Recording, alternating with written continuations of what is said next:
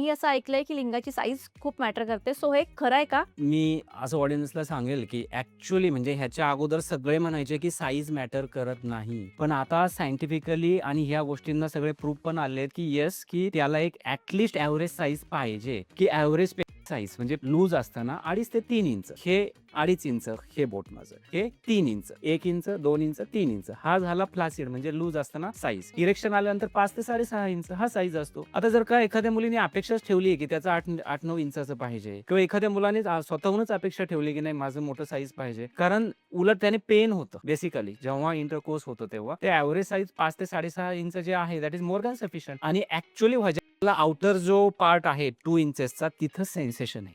म्हणजे काय, की समोरच्या व्यक्तीच्या पेसनुसार वजना स्वतःला ॲडजस्ट करून घेते. म्हणजे कमी साइजचं पेन असेल किंवा थिकनेस कमी असेल तरी तिथे इंटरकोर्स होऊ शकतो. एव्हरेज पेन साइज असेल तर ते चांगलं होणार आहे.